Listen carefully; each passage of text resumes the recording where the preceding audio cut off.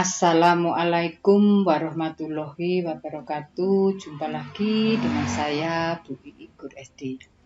Anak-anak, bagaimana kabar kalian hari ini? Saya harap kalian selalu sehat dan berbahagia bersama orang-orang yang kalian sayangi.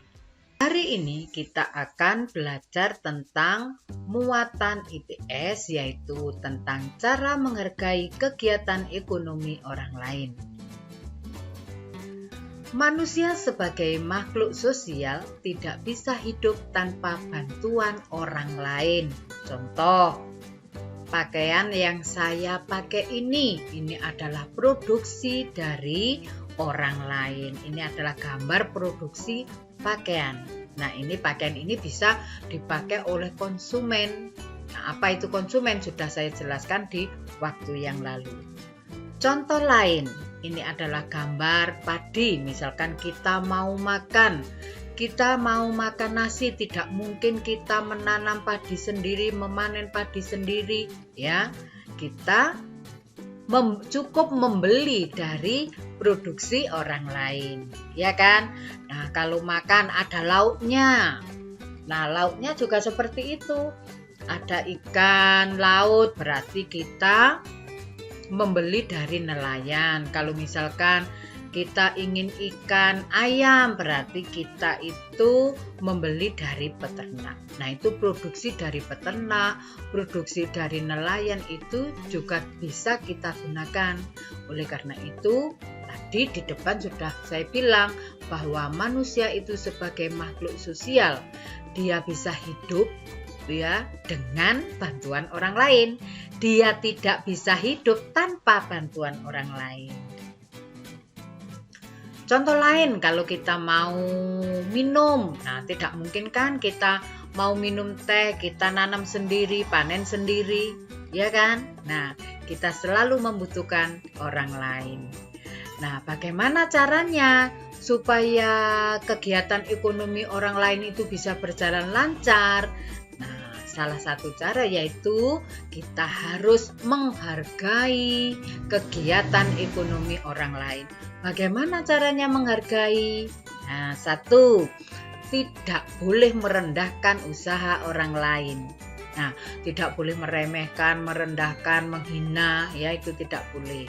Apapun yang dilakukan orang lain, kalau menghasilkan uang itu tetap harus kita hargai. 2. Tidak mengganggu usaha orang lain. Nah, kalau ada orang lain yang mempunyai usaha, itu diganggu, difitnah, nah itu tidak boleh ya.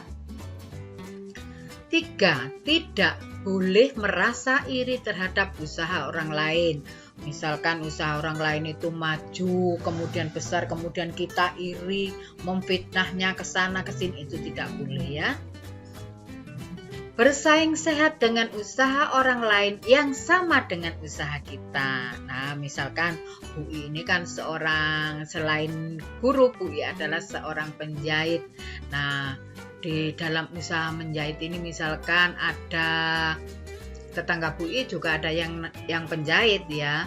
Kalau di sana bisa membeli kain yang bagus harganya murah, nah kenapa tidak Bu I tidak bisa beli? Bu I harus mencari kain yang bagus harganya murah juga. Nah itu namanya bersaing sehat. Jadi mutunya sama-sama baik, harganya sama-sama murah ya.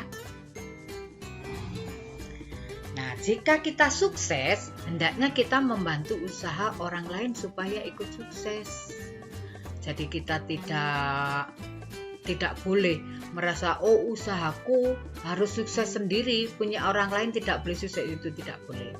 Jika kita sukses, orang lain bisa sukses, itu akan lebih bagus ya. Nah, apa yang akan terjadi jika kita tidak menghargai kegiatan ekonomi orang lain? Nah, apa yang akan terjadi? Nah, itu kalian yang memberikan alasan.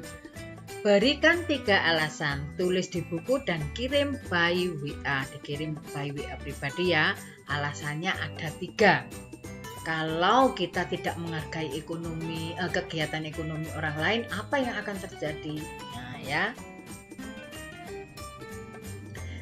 Nah, akhirnya selesai sudah pembelajaran hari ini. Jika Budi ada salah kata, salah ucap, dan salah tulis, Budi minta maaf. Saya akhiri. Wassalamualaikum warahmatullahi wabarakatuh.